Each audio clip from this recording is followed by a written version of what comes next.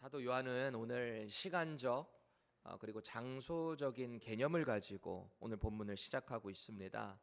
먼저 시간적 개념이라 함은 이튿날입니다. 이튿날. 그럼 전날 뭐가 있었다는 이야기였겠죠? 전날에는 어떤 사건이 있었을까요? 오병이어 사건이 있었습니다. 오병이어. 보리떡 5개와 물고기 2마리로 성인 장년 5천 명을 넘게 먹이고 12광주리가 남았던 기적적인 표적, 그 사건이 있었어요. 그 다음 날에 오늘의 본문이 진행된다라는 말입니다. 자, 그렇다면 장소적인 측면으로는 뭐를 얘기하고 있을까요? 바다 건너편이라는 이야기를 하고 있어요. 바다 건너편은 또 무슨 뜻일까요? 오병이어 사건이 있었던 지금 가버나움을 중심으로 봤을 때 벳세다, 이 갈릴리 바다를 건너서 왔거든요. 그 벳세다에 있었던 그곳으로부터 넘어왔다라는 것을 사도 요한이 지금 강조하고 있는 거예요. 이튿날 됐고 다음 날, 이 모든 것들이 다 오병이어 사건을 중심으로 다음 날에 이루어졌다라는 겁니다. 자, 근데 시간적인 측면에서 조금만 더 깊이 보게 되면은 전날 오병이어를 경험하고 난 그 밤에 예수님이 제자들을 급히 배에 태우셨거든요. 그래서 배를 타고 건너오는 과정에서 광풍을 만났다라고 했습니다. 배가 막 뒤집힐 것 같이 너무너무 어려운 상황 가운데서 예수님이 어떻게 오셨어요? 물 위를 걸어서 배 위에 오르시자 그 광풍이 다 멎었다. 그 사건이 지금 이 날 새벽에 있었던 거예요. 밤 사경이라고 했으니까 이스라엘 시간으로 볼 때 하루를 이제 12시간을 4개로 나눈다고 했을 때 새벽 3시부터 6시 사이, 칠흑같이 깜깜한 그 사이에 이 일이 있고 오늘 그 사건이 진행되고 있는 겁니다. 그렇게 오병이어 사건을 기준으로 다 지금 오늘 본문이 연결되고 있는데요. 그 과정에서 오병이어를 경험했던 무리들이 있습니다. 그 무리들이 오늘 예수님을 향해서 찾아왔다는 거예요. 근데 이 사람들이 그냥 우연하게 찾아온 게 아니고요. 예수님을 찾기 위해서 얼마나 애를 타게 기다리다가 예수님께 나아온지 모르겠습니다. 이 사람들은요, 전날 들판에서 예수님 말씀을 저녁까지 들었던 사람들이에요. 배가 고픈지도 모르고 그 자리에 있었던 사람들입니다. 그 배고픈 상태에서 예수님이 한 아이의 도시락이었던 오병이어를 가지고 기적을 일으키셨잖아요. 그 은혜를 경험했던 사람들입니다. 체험했던 사람들이에요. 여러분, 예수님이 보여주셨던 이 오병이어의 표적, 그리고 그 이외에도 여러 가지 그 미라큘러스한 많은 그런 사건들, 사인들, 그 사인의 목적이 뭐라고 그랬죠? 예수님은 왜 이런 사인을 보여주신다고 했죠? 당신이 누구신가를 드러내시려고요. 당신이 누구신가? 당신은 아예 없던 무에서 유를 창조하시는 분이다라는 것을 보여주시려고 이 사인을 보여주신 거예요. 당신이 어디서부터 오신 분인가 그것을 보여주시기 위해 이 사인을 보여주셨단 말이에요. 병든 자를 고쳐주시고 그 사람들에게 죄사함을 선포하는 분, 그분이 바로 누구신가 그것을 보여주시려고 이 사인을 예수님은 나타내셨다라는 겁니다.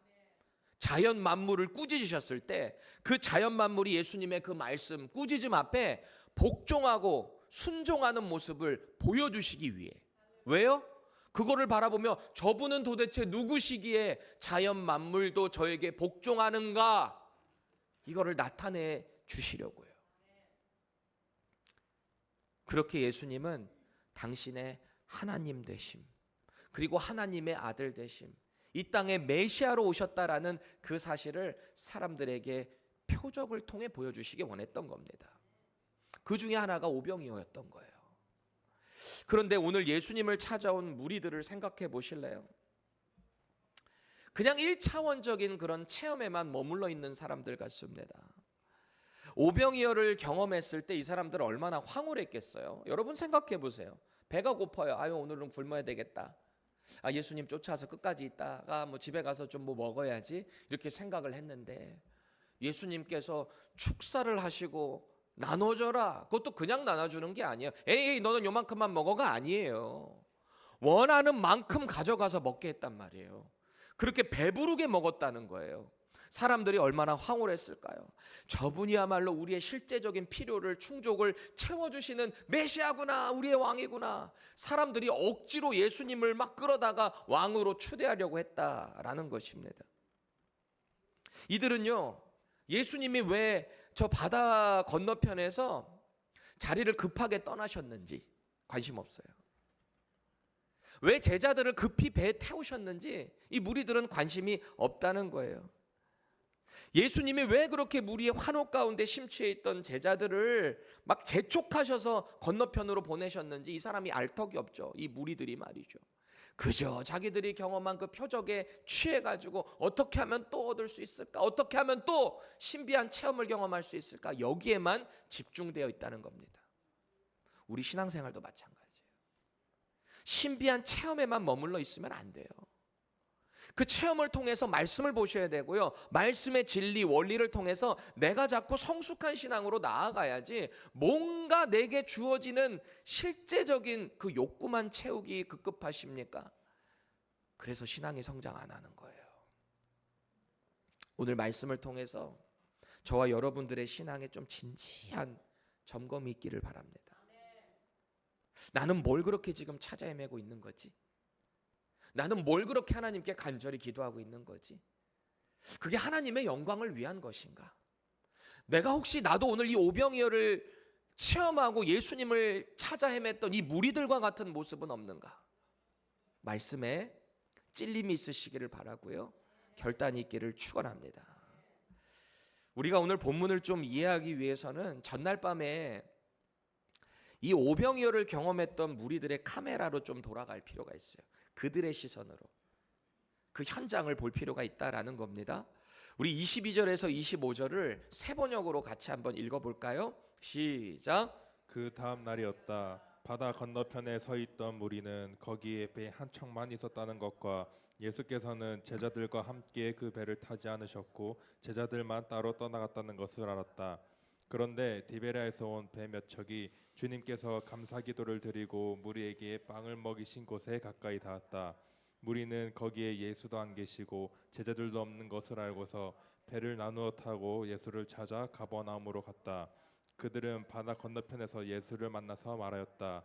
선생님, 언제 여기 오셨습니까? 아멘. 지금 예수님을 찾아온 이 무리들이요, 예수님을 가버나움에서 만난 거예요. 그리고 뭔가 의아해하는 거예요. 선생님 어떻게 여기 와 계신 거예요? 지금 이렇게 질문을 하고 있습니다. 이 사람들의 입장에서 볼 때요, 오병이어를 경험하고 나서 얼마나 흥분했던지 말이죠. 예수님을 막 임금으로 추대하려고 그랬잖아요. 저분이야말로 우리의 왕이셔. 로마를 정복하고 저분이 옛날 우리 다윗의 왕국을 건설하실 거야. 재건하실 거야. 막 그렇게 흥분되어 있었던 상태였습니다. 근데 예수님을 딱 보니까 이 무리들을 막 뒤로 하고요, 제자들을 막 급하게 배에 태워서 보내셨거든요. 그리고 본인은 어디로 가셨어요? 산으로 올라가셨어요. 산으로 뭐 하러 가셨다 그랬어요? 기도하러 가셨다고 했습니다. 다른 복음서들을 비교를 해보면 기도하러 가셨다. 이 사람들의 무리 그 시선으로 볼 때 예수님은 분명히 산으로 가셨어요. 그러면 만약에 여러분들이라면 어떻게 반응하셨을 것 같아요? 지금 완전 예수님을 임금으로 삼으려고 마음을 다 뺏겨 있어요. 예수님이 또 어떤 기적을 일으키실까 기대감이 가득 차 있었어요. 저분만이 내 인생의 소망이다, 그렇게 기대하고 있어요. 근데 예수님이 산에 올라가셨어요. 여러분들은 산 밑에 있어요. 그럼 어떻게 하실래요? 그냥 각자 뿔뿔이 자기 집으로 가실래요? 아니면 예수님 내려올 때까지 좀 기다려 보실래요? 기다리겠죠. 이 사람들 기다렸을 거예요. 예수님 언제쯤 내려오시나 계속 기다렸을 거예요. 어디서요? 오병이어 사건이 있었던 벳세다 들 어느 지역에서 밑에서 기다리고 있었을 거란 말이에요. 근데 지금 제자들은 어디로 간 거예요? 갈릴리 바다를 통해서 가버나움에 도착했다라고 하잖아요. 그러니까 강 건너편인 거예요. 바다 건너편. 그렇죠? 근데 지금 이 벳세다 밑에서 오병이어를 체험했던 무리들이 예수님 언제쯤 내려오시나 기다리는데 예수님이 안 내려오는 거예요. 밤을 새도록 기다렸는데도 예수님이 안 내려오신 것 같아요.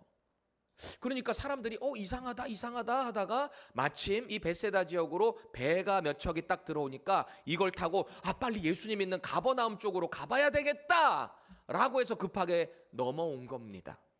근데 아니나 다를까 가버나움의 회당에서 예수님을 딱 만나게 된 거예요. 그러니까 이 사람들이 깜짝 놀란 거예요. 의아하기도 하고 놀랍기도 하고 궁금하기도 하고, 예수님 어떻게 이렇게 오신 거예요? 우리가 계속 기다렸는데 주님 안 내려오셨는데요. 이 사람들은 모르거든요. 예수님이 물 위를 건너서 제자들 배에 합류하셨다는 것을 이 무리들은 못 봤거든요. 자기네들이 생각하는 한도 내에서만 예수님을 판단하고 있었다라는 겁니다. 이게 우리의 현실 아닐까요? 저와 여러분들의 신앙생활의 현실 말이죠. 예수님의 일하심은요, 언제나 우리의 이성과 상식을 초월할 때가 많아요. 그런데 자꾸 우리는 예수님의 능력을 우리의 능력 안에, 경험 안에 제한할 때가 많아요. 하나님의 능력도 마찬가지고 말이죠. 내가 못하니까 하나님도 못하실 거야. 과연 그럴까요? 어떻게 해서든지 예수님이 건너오셨다라는 것을 이 무리가 모르니까 거기에서 의아한 거죠. 여기서 믿음의 차이가 나는 거예요.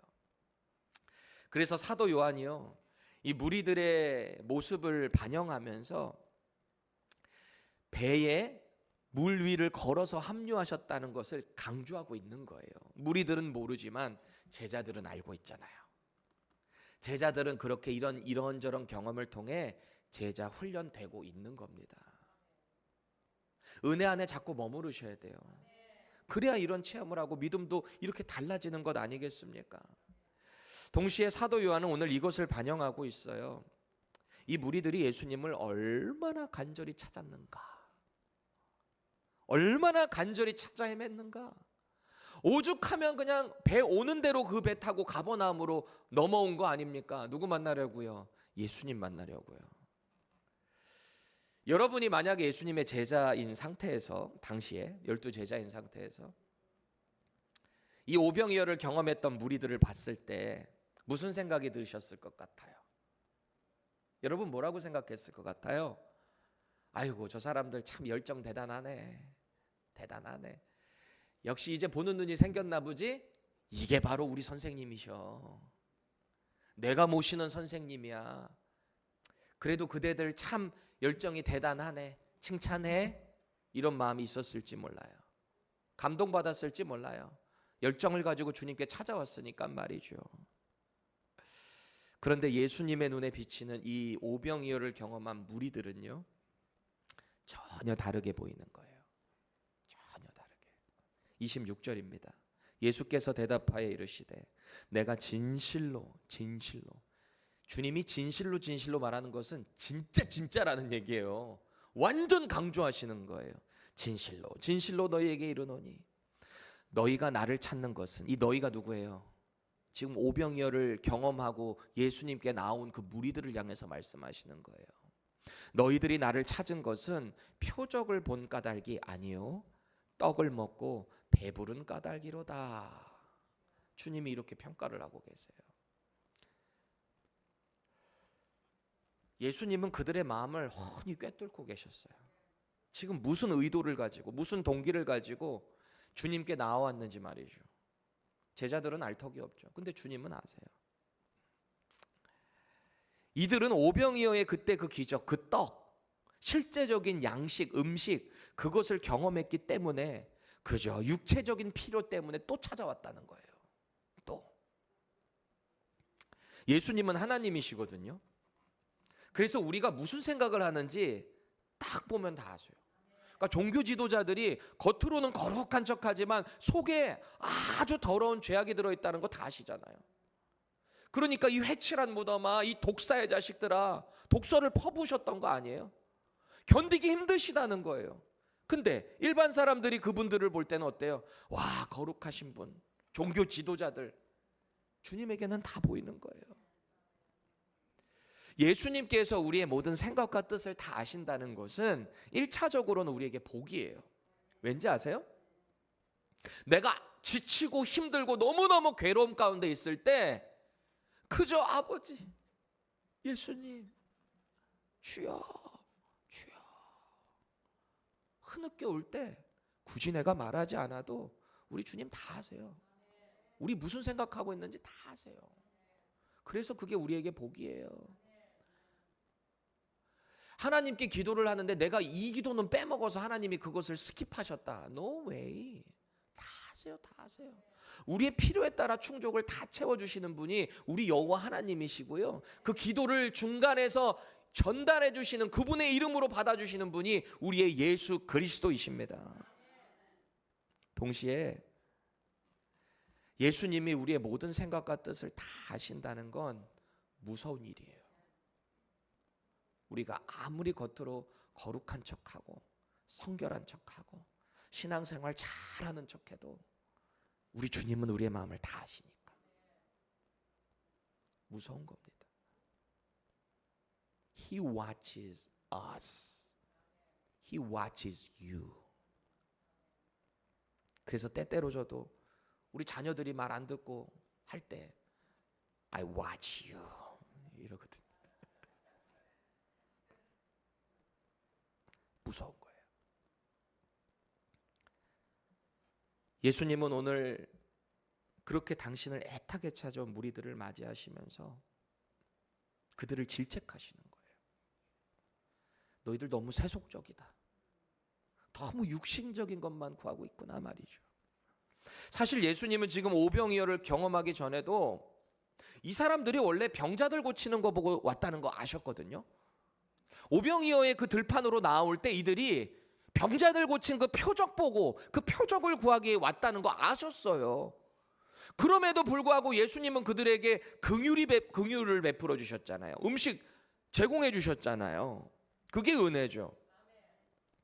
그렇게 오병이어의 기적을 체험했으면 주님께로 더 깊은 관계로 나아가야 되는데 여전히 세속적인 것에 머무르고요. 아니요, 오히려 더 세속적인 것으로 변질되어 버렸다라는 겁니다. 이 무리들이 말이죠.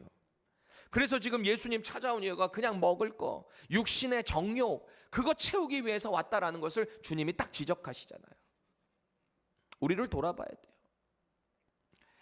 차라리 이들이요 예수님 표적을 구하려고 호기심 가운데 그냥 믿음이 없어서 그렇게 처음에 찾아왔다면 차라리 그게 낫다라는 거예요.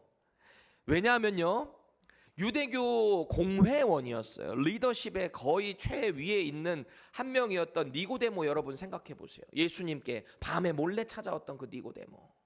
자기 사회적 지위도 있으니까 대놓고 올 수도 없었던 그 니고데모 말이죠. 이 사람도 사실은 예수님 표적 보고 찾아왔거든요. 그렇죠? 표적도 봤을 수도 있고 소문도 확실히 들었을 수도 있고 그러니까 뭔가 영적인 질문을 가지고 밤에 예수님 찾아왔던 거잖아요. 근데 예수님이 그 니고데모에게 진리를 알려주셨어요. 영적인 진리. 거듭나야 된다. 그래야 하나님 나라 들어간다.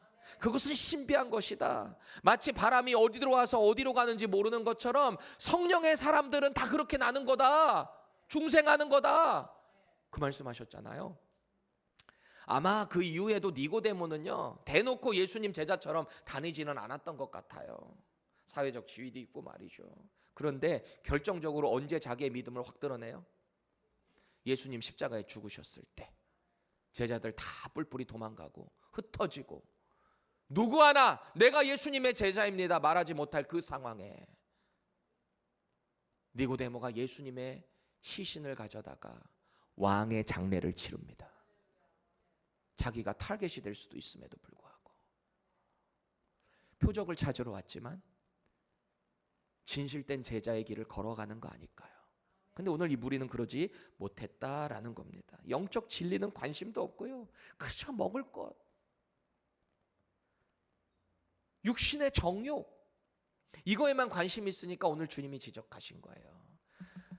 너네들 배불러서 왔구나. 또 얻으려고 왔구나 말이죠. 저와 여러분들이었다면 안 그랬을까요? 말씀을 읽을 때 항상 여러분들을 대입해 보셔야 돼요. 저를 대입해야 되는 거죠. 내가 그 오병이어를 경험한 무리 가운데 한 명이었다면 나는 안 그랬을까? 당장 먹을 것이 없는 상황에서 누군가의 호의를 받았어요. favor를 받았어요. 그러다가 또 비슷한 상황을 경험해. 또 배고파. 그러면 문득 딱 드는 생각이 뭘까요? 다시 한번 찾아가 볼까? 이게 사실 우리 아닌가요? 호의를 특권처럼 여기게 되면 이게 참 문제가 되더라고요. 호의라는 말을 다른 표현으로 하면 뭐가 될까요? 은혜입니다. 호의는 은혜가 돼요.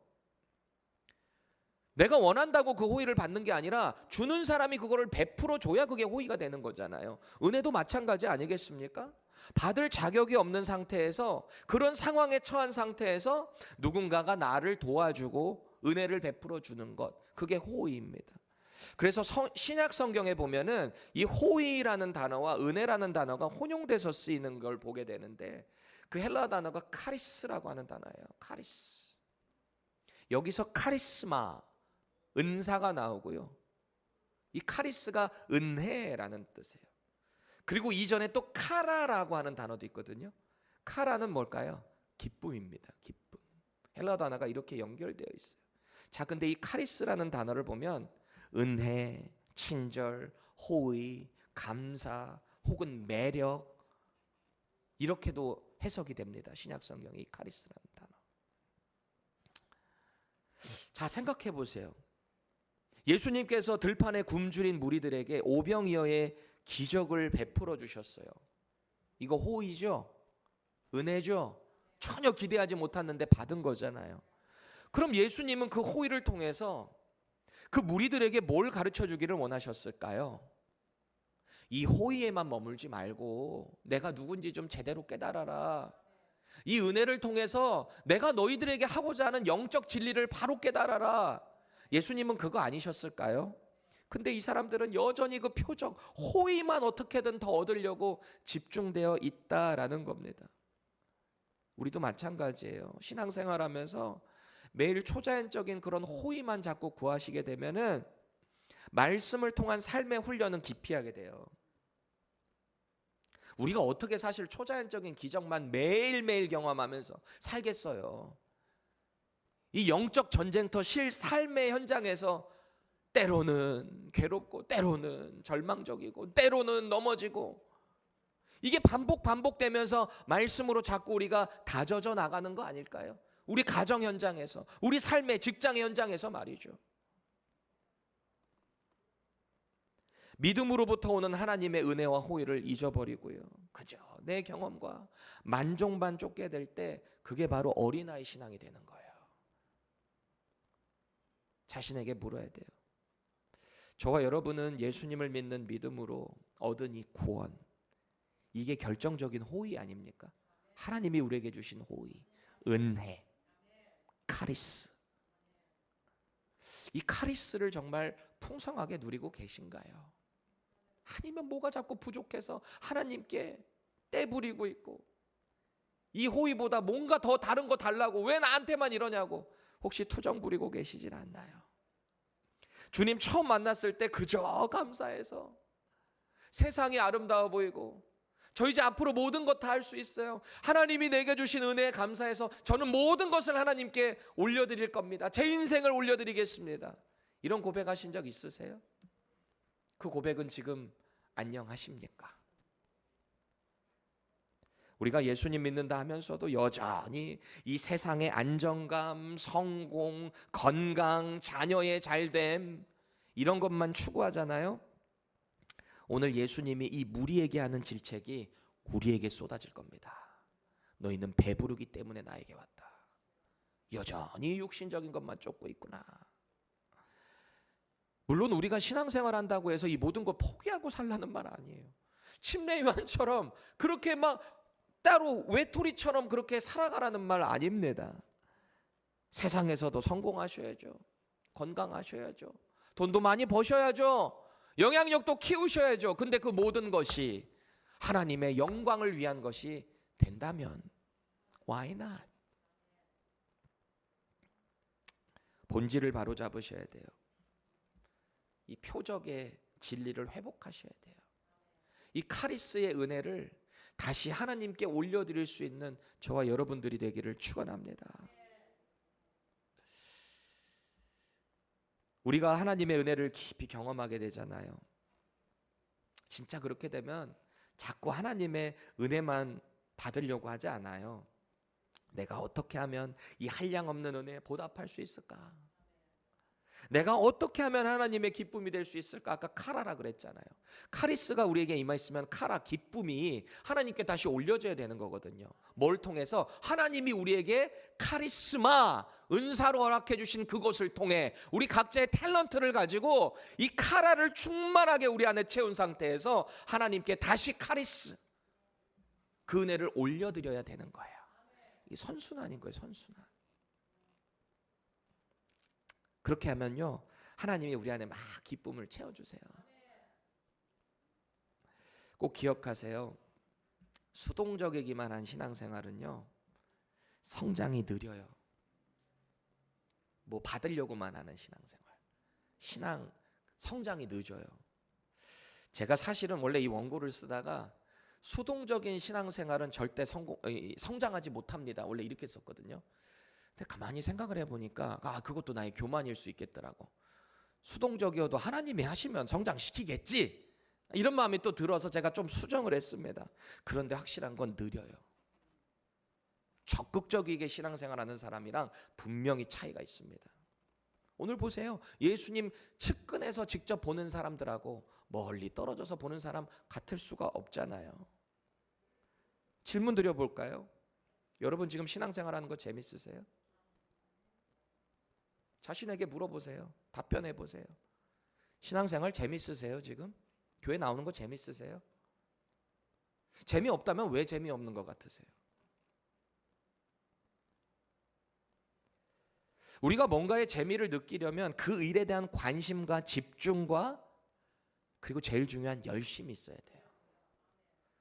그래야 재미를 느껴요. 이 재미라는 것에는 또 보람이라는 것도 들어가잖아요. 뭔가의 열매, 상급 같은 것도 내게 느껴져야 그거 가지고 더 재미를 느끼는 거 우리 아니겠습니까?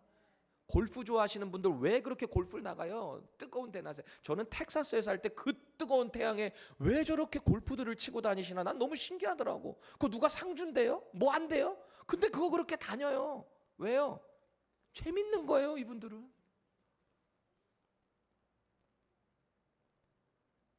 제가 이번에 달라스 전국 총회 갔을 때 선배 목사님들이 올해도 여지없이 저한테 또 질문들을 하시더라고요. 민 목사님, 어떻게 목회 재밌어? 그래서 목회 재밌어? 그래. 제가 뭐라 그랬을 것 같아요? 죽을 맛이에요. 제가 그랬을까요? 아니요. 네, 목사님 재밌어요. 하나님의 은혜로 행복하게 잘하고 있어요. 너무 감사해요. 그랬습니다. 제가 만약에 이 교회에 와서 그냥 현상 유지하는 데만 머물러 있었다면 어땠을까요? 뭔가에 열심이 없이.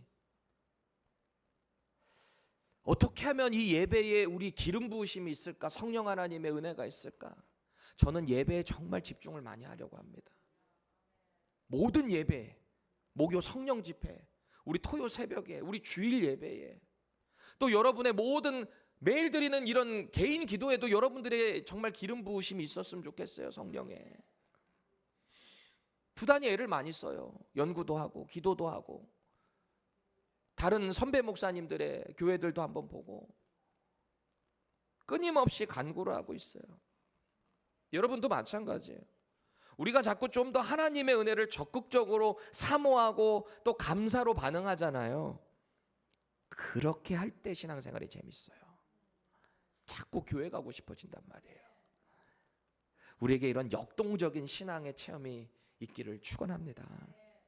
그래서 오늘 예수님은요, 저와 여러분들을 향해서 유한한 육체의 떡이 아닌 영원한 생명의 떡을 위해서 일하라, 이런 교훈을 주고 계세요. 당장 현실적인 배고픔을 해소하는 오병이어만 찾지 마시고요, 영적인 만족감, 영적인 배부름은 어떻게 얻을 수 있는가? 주님이 이 영적 진리, 본질을 선포하고 계십니다. 우리 27절 세 번역으로 같이 읽겠습니다. 시작. 너희는 썩어 없어질 양식을 얻으려고 일하지 말고 영생에 이르도록 남아있을 양식을 얻으려고 일하여라. 이 양식은 인자가 너희에게 줄 것이다. 아버지 하나님께서 인자를 인정하셨기 때문이다. 아멘. 여기 보니까 예수님이 두 가지 양식을 언급하세요. 하나는 썩어져 없어질 양식이랍니다. 그런 양식이 있대요. 썩어져 없어질 양식. 이게 무슨 양식일까요? 여러분 잘 아시듯이 먹어서 없어지는 유한한 이 땅에서 우리의 삶을 위해서 필요한 음식들, 그것을 뜻하고 있습니다. 자, 그러면 영생에 이르는 양식은 뭘까요? 영생에 이르는 양식. 그 양식을 위해서 일하랍니다. 그건 뭐예요? 예수님을 믿는 믿음으로 얻어지는 생명. 영적인 생명을 유지할 수 있는 양식이라는 거예요. 그거를 지금 주님이 뭐라고 하시냐? 이 양식은 인자가 너희에게 준다. 인자는 메시아의 별명입니다. Son of God. 구약 시대 때부터 Son of God이 이 땅에 오셔서 하나님의 타이밍에 완벽한 퍼펙트 타이밍에 이 땅에 오셔서 하나님의 뜻을 이루신다라고 하는 거였거든요. 그래서 때가 차니까 예수님이 이 땅에 오신 거예요. 갈라디아서 2장 2절에 보니까 때가 차매 하나님의 때가 차니까 이 땅에 오신 거예요. 예수님이. 그래서 아버지 하나님께서 인자를 인정하신, 하나님이 인정한 그분, 하나님의 아들이 이 땅에 메시아로 오셨다. 그분이 인자다, 메시아다. 그분을 통해 너희들은 이 생명의 양식을 얻게 된다. 이 말씀을 하고 계십니다. 여러분 먹는 거 좋아하세요? 당연히 좋아하시겠죠. 저도 엄청 좋아합니다. 가만히 보면 예전에는 이 분위기들이요, 살기 위해 먹었어요. 살기 위해서. 그래서 우리 어르신들 살기 위해서 막 조금이라도 먹고 막 죽 같은 거 드시고 막 그러셨죠. 요새는 제가 가만히 보니까 과거 로마 시대 때랑 비슷한 현상으로 간 것 같아요. 로마 시대 때 뭘 얘기하냐면 그 시대 때는요, 사람들이 먹는 욕구의 그 기쁨이 있잖아요. 여러분 배고프다가 맛있는 거 처음에 딱 먹을 때 어때요? 너무너무 행복하죠. 너무 맛있다, 막 진짜 맛있는 거 드시면 그럴 때 있잖아요. 그거를 계속 느끼겠다고 이 사람들이요, 먹고 해서 토하고 먹고 해서 토하고 이거를 반복했습니다. 성적인 이 타락은 뭐 말할 것도 없고요. 음식. 하여튼 인간이 육신적으로 느낄 수 있는 그 쾌락의 정점을 경험하겠다고 이 로마 시대 사람들이 얼마나 거기에 혈안이 되어 있었는지 몰라요. 그게 바로 예수님이 오늘 말씀하시는 너희들 육의 떡을 위해서 그렇게 힘쓰고 일하지 말아라, 그 말씀 아니겠어요? 근데 로마 시대 때 그랬다는 거예요. 자, 요새도 가만히 보니까 유튜브만 딱 틀어도 요새 무슨 먹방, 여기 먹방 얼마나 많이 나와요? 살기 위해 먹는 게 아니라 우리가 그거 한번 먹을까 말까 한 것들을 막 쫙 깔아놓고, 막 랍스터를 막 20마리 쫙 깔아놓고 그걸 막 아구작 막 계속 먹어. 이게 살기 위해 먹는 게 아니잖아요. 그거는 마치 먹는 것 자체를 쾌락으로 즐기며 다른 사람들에게 그것을 호도하고 말이죠. 탐욕을 불러일으킨단 말이죠. 그걸 보는 사람들은 먹기 위해서 살아가기 시작하는 거예요. 이제 내가 저 맛있는 걸 먹기 위해 일을 하고, 그렇죠? 아니 뭐 이게 잘못됐다는 건 아니에요. 뭐 돈 많이 벌어서 뭐 분위기 좀 내고 싶어서 뭐 결혼기념일에 어디 간다, 뭐 그건 오케이. 근데 오로지 먹는 것만을 위해서 일한다면 그 인생이 얼마나 불쌍할까요?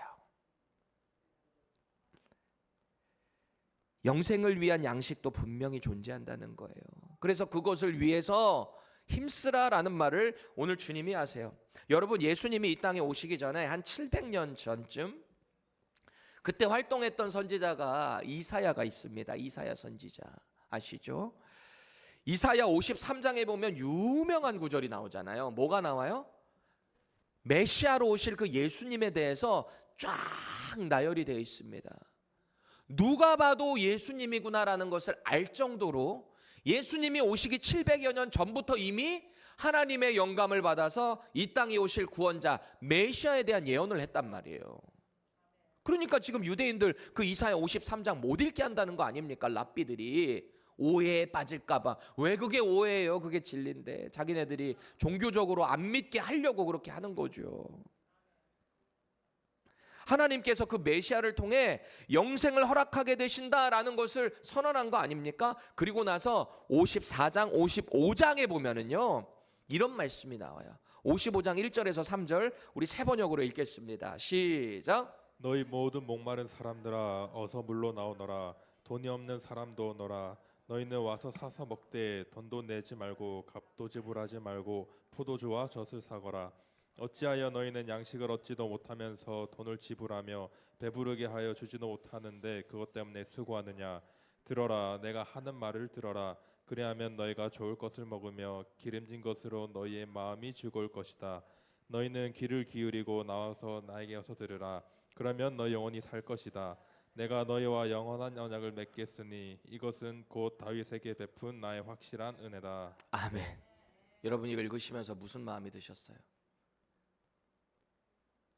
이 언약의 성취로 주님이 지금 말씀하고 계시는 거예요. 당시 바벨론에게서 망할 남유다, 이스라엘이 이 세상의 것 쫓다가 망하는 거예요. 근데 하나님의 거룩한 선지자인 이사야를 통해서 하나님의 말씀을 통해 부어지는 영의 양식을 채우라는 거예요. 그것으로 배부르라는 거예요. 세상의 정욕만 쫓지 말라는 겁니다. 그래서 오늘 예수님이 이 말씀을 하신 거예요. 나는 너희의 육체적인 욕심을 채워주는 존재가 아니다. 너희들 오병이어 그 경험했다고 또 그것만 자꾸 찾고 있냐? 내가 참 답답하구나. 썩어 없어질 육체의 양식만 얻겠다고 그렇게 애쓰지 말고 너희를 영원히 살게 할 말씀의 양식, 나를 통해 선포될 그 말씀으로 너희의 영혼을 채워라. 주님이 말씀하시는 거예요. 그러니까 사람들이요, 그 무리들이요, 그 말을 딱 듣고 나서 질문을 합니다. 생명의 그 영생을 위해서 그것을 얻는 것을 위해 일하라 그랬잖아요. 그러니까 유대인들이 딱 뭐라고 반응을 해요? 28절입니다. 그들이 묻되 우리가 어떻게 하여야 하나님의 일을 하오리까? 예수님은 생명의 그 양식, 영적인 컨셉을 말씀하셨는데요. 지금 이 무리들은 뭐로 딱 꽂힌 거예요? 일. 유대인 하면 안식일에는 뭐 하지 말아야 된다? 일. 이거에만 꽂혀요. 1차원적으로만 머물러요. 그러니까 그게 도대체 무슨 일입니까?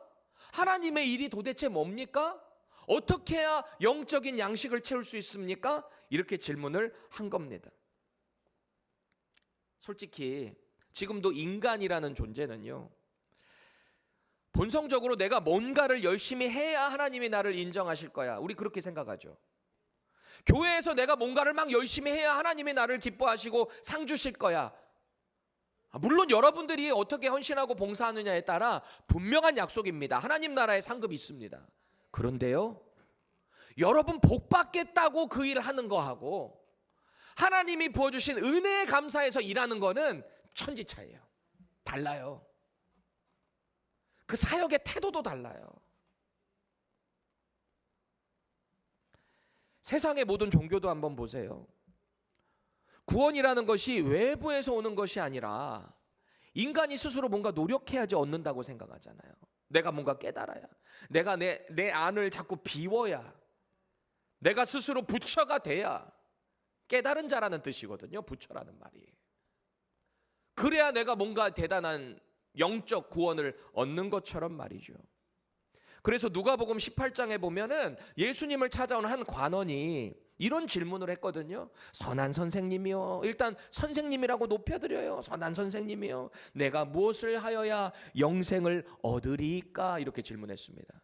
내가 무엇을 하여야, 무슨 액션을 내가 해야 그 영생을 얻을 수 있습니까? 이렇게 질문을 했어요.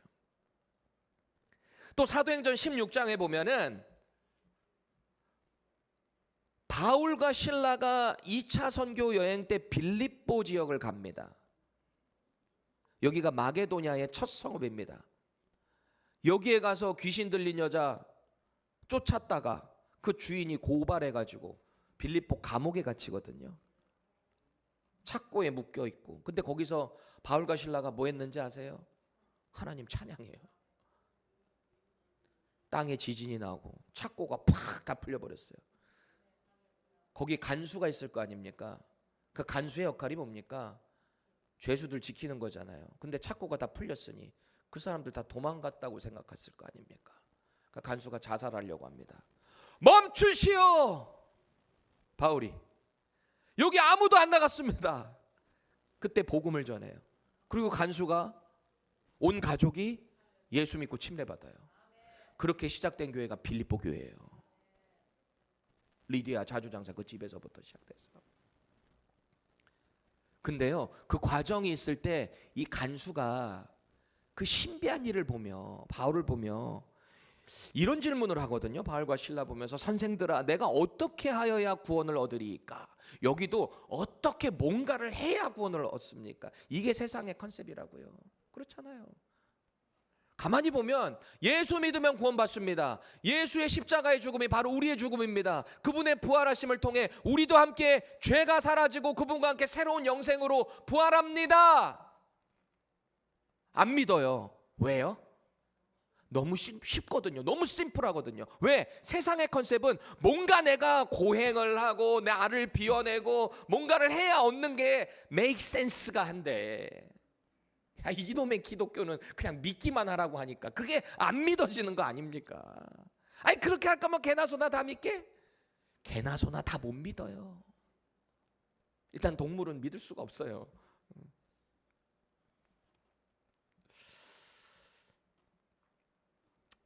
어떻게 해야 구원을 받습니까? 이것에 대한 정답은 예수님을 믿음으로 구원을 받는 거예요. 저와 여러분들의 신앙생활에서도 자꾸 뭔가를 내가 해야 하나님이 기뻐하실 거야. 여러분, 해서 하나님이 기뻐하시는 게 아니라 꼭 기억하세요. 주신 은혜 감사함으로 할 때 하나님이 기뻐하시는 거예요. 이 순서를 여러분 잘 생각하셔야 돼요. 내가 뭔가를 해서 하나님이 기뻐한다, 내가 더 상급을 얻는다라고 생각하는 게 바로 뭔지 아세요? 유대인들의 율법주의. 내가 뭔가를 해야. 율법주의라는 거예요. 인본주의, 기복주의. 우리는 은혜로 구원을 얻었다는 사실을 한순간도 잊으면 안 돼요. 한순간도. 그래서 우리 예수님이요, 하나님의 일이 뭔가라고 물어보는 그 무리들의 질문에 이렇게 답변하십니다. 29절 우리 함께 크게 읽어보겠습니다. 시작. 예수께서 대답하여 이르시되 하나님께서 보내신 이를 믿는 것이 하나님의 일이니라 하시니. 아멘. 하나님의 보내신 이를 믿는 것이 하나님의 일이다. 사람이 영생을 얻기 위해 할 수 있는 유일하고도 가장 핵심적인 그 일, 그게 뭐래요? 예수님이 바로 나의 구원자이시고 예수님이 바로 나의 주인이시다 라는 걸 고백하는 자, 그 일, 그게 바로 하나님의 일이래요. 그래서 사도 바울이요, 아까 그 빌립보 간수가 선생들이요, 우리가 어떻게 구원받을 수 있습니까? 그 질문에 이런 유명한 답변을 한 거 아닙니까? 사도행전 16장 31절입니다. 이르되 주 예수를 믿으라. 그리하면 너와 내 집이 구원을 받으리라. 아멘. 유명한 말씀이잖아요. 많이 보셨죠, 저 말씀? 그 배경에서 나온 거예요. 주 예수를 믿으라. 그리하면 너와 내 집이 구원을 얻으리라. 이게 하나님의 일이라는 거예요. 오늘 예수님은 뭔가 실천하는 게 하나님의 일이라고 하지 않아요. 너희들이 뭔가 이걸 해야 하나님의 일이야, 너희들이 이렇게 헌신해야 하나님의 일이야, 이렇게 말씀하지 않으셨어요. 오직 믿는 것, 이게 하나님의 일이라는 겁니다. 믿는 것이 구원의 시작이고요, 믿는 것이 구원의 과정일 뿐만 아니라 믿는 것이 구원의 완성이다라는 거예요. 그 자체라는 거예요. 믿는 것이 구원인 거예요. 우리의 선행이 구원을 가져오는 것 아니고요, 나의 뭔가 봉사가 구원을 가져오는 게 아니다라는 겁니다. 그래서 우리가 예수님을 믿는다는 말에 모든 게 다 포함되어 있어요. 참 저는요, 예수님 믿는다는 이 말이 함축적이고 포괄적이고 또 때로는 종합적인 것 같아요. 예수 믿으세요? 이렇게 질문하잖아요. 이 말에 모든 게 다 들어가 있는 거예요. 아니 시간이 짧으니까 짧게 말할 뿐이지 예수 믿는다는 말 안에 얼마나 많은 뜻이 들어가 있는지 아세요? 여러분 보세요. 성경적으로 예수님을 믿는다고 하면 성령 하나님이 내 마음에 예수님을 구세주로 믿을 수 있게 감동해 주셔야 믿을 수 있어요. 그러면 예수님을 믿는 사람은 성령이 내 안에 계신 거잖아요. 그러니까 성령이 내 안에 계셔서 내가 거룩한 하나님의 성전이 됐다라고 하잖아요. 우리의 몸이. 그러니까 우리가 교회가 됐다 그랬잖아요. 성전이니까. 자, 그러면 성령님이 내 안에 계세요. 이 성령님은 성부 하나님이신 하나님의 거룩한 영이시기도 하고요. 이 땅의 보혜사, 우리를 도와주기 위해 구원을 위해서 오신 예수 그리스도 성자 하나님의 보내신 영이시기도 합니다. 성부와 성자의 거룩한 영이신 성령께서 우리 안에 계세요. 그럼 그 성령께서 성경에 보니까 뭐라고 얘기하는지 아세요? 성령이 우리 안에 계시면 하나님이 뭘 기뻐하시는지 알게 하신대요. 깨닫게 하신대요.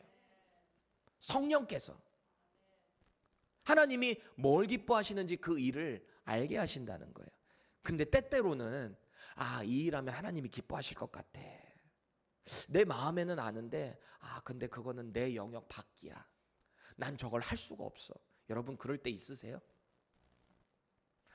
나는 능력이 없는데, 나는 돈이 없는데, 나는 이걸 어떻게 하지? 이럴 때 있으세요 혹시? 성령께서 능력도 주신대요. 알게 할 뿐만 아니라 능력도 주셔서 그 일을 하게 하신다. 우리가 하는 게 아니라는 거예요.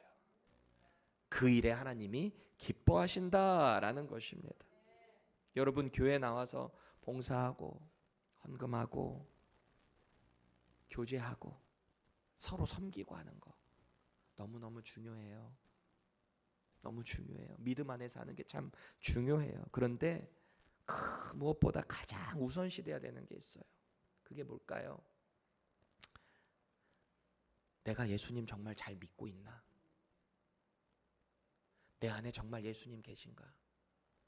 내 안에 살아계신 성령님의 그 지도하심을 내가 정말 지금 잘 받고 있나?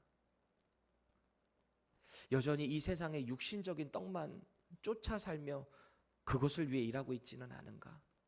자신을 점검하셨으면 좋겠어요. 여러분을 믿음으로 도전합니다. 한번 따라해 보실래요? 준비하세요. 크게 따라하셔야 돼요. 이 땅에 썩어질 떡에만 다시 약해. 이 땅에 썩어질 떡에만 이 땅에 썩어질 떡에만 마음을 두지 않겠습니다. 마음을 두지 않겠습니다. 내 삶의 주인이신 내 삶의 주인이신 주님만 열심히 쫓겠습니다. 주님만 열심히 쫓겠습니다.